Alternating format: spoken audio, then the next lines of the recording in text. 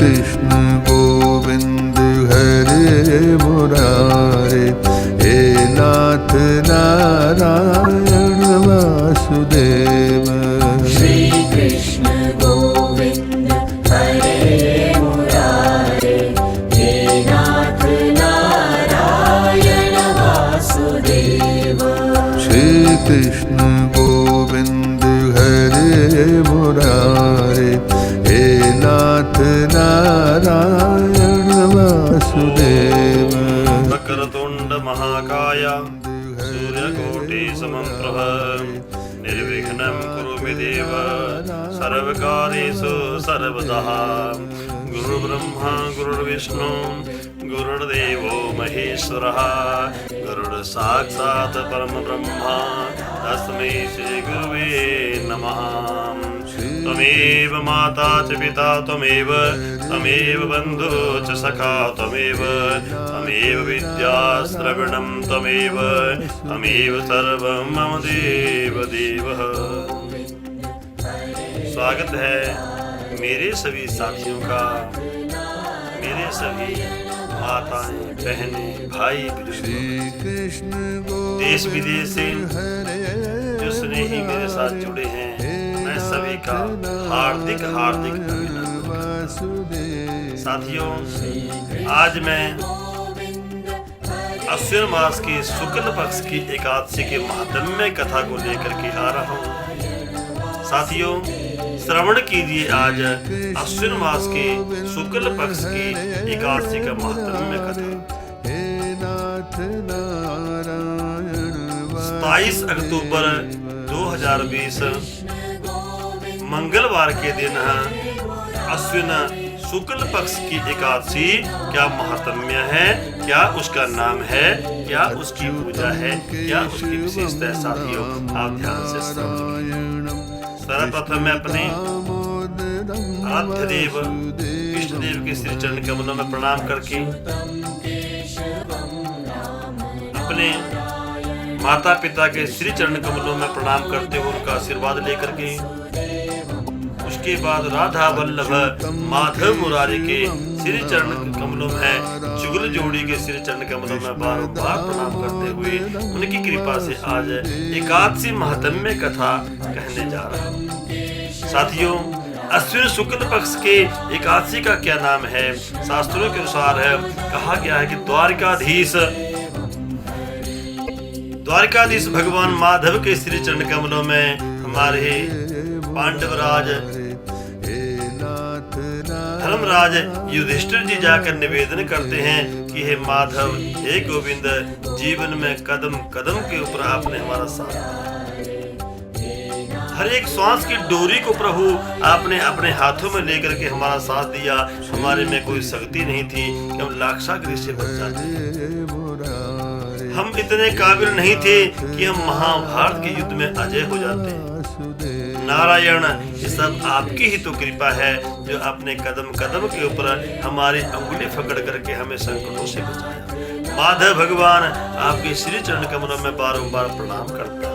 और साथियों, हमें भी अपने जीवन की डोरी जो है उन परमेश्वर के हाथों में सौंपनी चाहिए। आता ना, अब सौंप दिया इस जीवन का, सब भार तुम्हारे हाथों में है, जीत तुम्हारे हाथों में और हार तुम्हारे हाथों में। ये साथियों, हम कहते तो हैं कि प्रभु अब सौंप दिया इस जीवन का, सब भार तुम्हारे हाथों में, लेकिन हम भार छोड़ते नहीं, समर्पण कर नहीं पाते, प्रभु को न अपना बना पाते हैं और न प्रभु का बन ही पाते हैं। यही हमारे जीवन में परेशानियों का, दुखों का सबसे बड़ा कारण है। मेरे साथियों, धर्मराज युधिष्ठिर प्रभु के श्री चरण कमलों में जाके अरदास करते हैं, प्रभु आपकी कृपा से हमने महाभारत के युद्ध में विजय प्राप्त करी, लाक्षागृह से हमारी रक्षा हुई। जब हमने अश्वमेघ यज्ञ करना शुरू किया तो नारायण आपने जूठी पतले उठा करके हमारे यज्ञ को पूर्ण किया। हे नारायण, आपके श्री चरण कमलों में बारों बार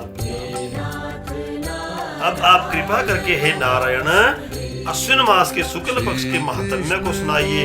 देखिए द्वारकाधीश भगवान अपने भगत राज धर्मराज युधिष्ठिर को क्या सुना रहे हैं कि धर्मराज युधिष्ठिर, अश्विन शुक्ल पक्ष की एकादशी का नाम पापंकुशा एकादशी है। पापंकुशा, एक अक्ष मात्र भी, एक क्षण मात्र भी यदि पापियों का, जीवों का पाप हो, उससे भी उसे हानि, उसे बाधा, उसे कष्ट नरक को भोगने पड़ते हैं। एक अंश मात्र भी पाप प्राणी का रह जाए तो प्राणी को नरकों की यातना भोगनी पड़ती है। लेकिन हे धर्मराज युधिष्ठिर, धर्म की रक्षा करने वाले हैं, पापांकुशा एकादशी का जो व्रत कर लेते हैं, अश्विन मास के शुक्ल पक्ष की एकादशी को जो पारायण करते हैं, भगवान गोविंद कहा, भगवान नारायण का, राधा वल्लभ कहा, भगवान गिरधारी का पूजन करते हैं, उनके संपूर्ण पाप धुल जाते हैं। क्योंकि जीवन में हमारे कर्मों के अनुसार ही हमारे 3 प्रकार के पाप जो है प्रधान हैं, कायन, वाचिक और मानसिक। ध्यान दीजिए, हम जीवन में अपने मनुष्य का तन पा करके 3 प्रकार के पाप हम करते रहते हैं। कुछ इस तन से करते हैं, कुछ इस मन से करते हैं और कुछ इस वाणी से हुआ करते हैं। साथियों, इन संपूर्ण पापों के विनाश के लिए भगवान माधव उपदेश दे रहे हैं कि अश्विन मास के शुक्ल पक्ष की एकादशी का नाम पापंकुशा है।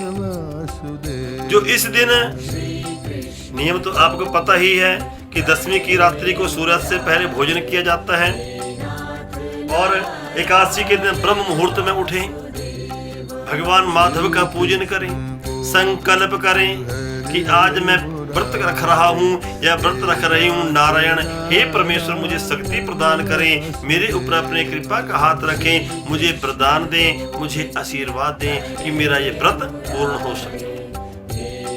हे माधव, हे मुरारी, हे गिरवरधारी, हे दीन दयालु, तुम्हारे चरणों में बारंबार संकल्प कर लिया। उसके बाद दिन रात हरि का नाम ले करके भगवान का सुमिरन करें। सुमिरन उस परमेश्वर का करें, उस नारायण का करें, पापों को हरने वाले हरिहर का ध्यान करें। धर्मराज युधिष्ठिर नित्य प्रति नित्य से लेकर के दिन रात एकादशी का पूजन करते हुए रात्रि को जागरण करें, क्योंकि पूर्व जन्म के पापों के कारण ही अगले जन्म में हमें व्याधियां, बाधा एवं निर्धनता का दुख भोगना पड़ता है। लेकिन धर्मराज युधिष्ठिर इस जीवन का उद्धार करने के लिए, पापों को जलाने के लिए, पापों का अंत करने के लिए अश्विन शुक्ल मास के शुक्ल पक्ष की एकादशी का, पापंकुशा एकादशी का व्रत करें। अपनी वाणी रूपी इस जिह्वा की श्वास रूपी माला से परमात्मा का नाम लेते हुए, भजन करते हुए, सुमिरन करते हुए अपने दिन को निकालें, रात्रि को जागरण करें और द्वादशी को शुरू होने से पहले, खत्म होने से पहले एकादशी का व्रत पारायण करें। ध्यान दीजिए, एकादशी का व्रत किया है, द्वादशी के समाप्त होने से पहले उसका पारायण भी जरूरी होता है। तो भगवान माधव कहते हैं कि हे राजन, हे धर्मराज युधिष्ठिर, एकादशी का जो व्रत करते हैं उसके तन से, उसके मन से, उसकी वाणी के किए हुए संपूर्ण पाप नष्ट हो जाते हैं। जिस प्रकार रुई के पहाड़ को एक चिंगारी भी स्पर्श कर जाए, संपूर्ण पहाड़ राख बन करके संपापित हो जाता है, उसी प्रकार भगवान के नाम, हरिहर का नाम, परमेश्वर का नाम एकादशी के दिन व्रत के प्रभाव से प्राणी के संपूर्ण पापों का विनाश हो जाता है। और जो एकादशी का व्रत करते हैं, एकादशी के दिन जो दान करते हैं, व्रत, उपासना और स्तुति, उसके बाद महात्म्य आता है दान करने का। कि साथियों, इस दिन एकादशी के निमित्त अन्न का दान, अन्न खाना नहीं है, अन्न का उपयोग नहीं करना, अन्न को ग्रहण नहीं करना। आप फल का दान कीजिए, आप वस्त्र का दान कीजिए, आप द्रव्य का दान कीजिए, आप सुमिरन कीजिए, आप सत्संग कीजिए, आप उपासना कीजिए, हरि के सुमिरन कीजिए। और सबसे बड़ी बात ये है साथियों, एकादशी के दिन कोई उपवास रह करके झूठ बोलना, श्री कृष्ण झूठ बोलना, दूसरे का दिल दुखाना, दूसरे का शोषण करना, दूसरों के बारे में माड़ा सोचना, दूसरों के बारे में गलत धारणा करना, इन अक्सरूपी समुद्रों से दूसरों को नीच नजरों से देखना, बुरी नजरों से देखना, ऐसे पाप प्राणी अनजाने में करते रहते हैं। क्योंकि ये हमारे अक्षु नेत्र जो हैं ये निहारने के लिए होते हैं, अच्छे बुरे की पहचान करने के लिए होते हैं। लेकिन माधव भगवान बतला रहे हैं कि हे धर्मराज, आंखों से तो हरि का अनुमोदन किया जाता है, हरि की दिव्य स्वरूप को निहार करके अपने हृदय में बिठाया जाता है, लेकिन हम जीव कुछ वाणी से पाप करते हैं, कुछ नेत्रों की दृष्टि से पाप हो जाया करते हैं। इसलिए अपनी वाणी को सुधारें, वाणी से कोई कड़वा शब्द पाप कर्म ना हो जाए, जिससे किसी का दिल दुखे, किसी की हानि हो जाए। एक मिस्टर जो एकादशी के दिन एकादशी का पारायण करते हैं, अन्नदान, फलदान, जलदान, पोषण दान, वस्त्र दान, अनेक प्रकार की उपासना करने से प्राणियों को बड़े बड़े यज्ञों का पुण्य मिलता है। अश्वमेध यज्ञ का पुण्य मिलता है, वाजपेयी यज्ञ का पुण्य मिलता है, उस प्राणी को हजारों गौएं दान करने का पुण्य मिलता है। इसलिए हे धर्मराज युधिष्ठिर, विधिवत तुम इसका पारायण करो। इसका पारायण करने से प्राणी पाप मुक्त हो जाता है, और जब प्राणी पाप मुक्त होते हैं वही मेरे चरणों की शरण उन्हें प्राप्त होती है। माधव कह रहे हैं कि जो पाप मुक्त होते हैं, जो निर्लेप होते हैं, निर्दोष होते हैं, जो नाम अलंकृत होते हैं, हरि को अपने हृदय में बिठाते हैं, वही हरि को प्राप्त करते हैं। अर्थात मेरे बैकुंठ लोक को विमान में बैठ करके है स्वर्ग लोक को, बैकुंठ लोक को प्राप्त कर जाते हैं। इसलिए साथियों, एकादशी की कथा आपने व्रत रखा है, व्रत करने के बाद भगवान का पूजन करें और इस कथा को श्रवण करें। ये छोटा सा मेरा प्रयास है कि आप सर्वत्र किसी भी स्थान पे हैं, ब्राह्मण के मुख से कथा सुनने का महात्म्य शास्त्रों में वर्णित है। इसलिए आप कथा श्रवण करें। YouTube संस्करण के माध्यम से आप कहीं पर भी है, जब भी आपको समय मिलता है कथा को श्रवण करें और परमात्मा की उपासना करें।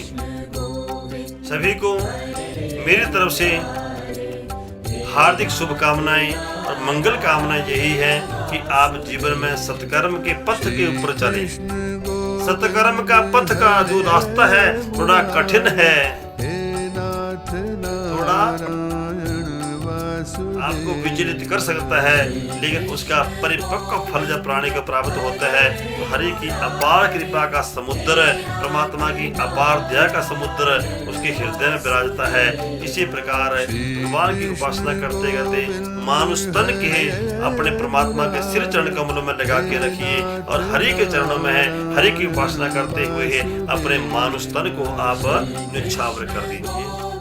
जिसे हरि ने अपना लिया, समझ लीजिए उसका मानुष का तन मनुष्य का जन्म लेना सफल हो गया। मनुष्य का तन साथियों ये बारंबार नहीं मिलता, लाखों जन्मों के हमारे पुण्य के प्रभाव से हमें मानुष का तन मिला।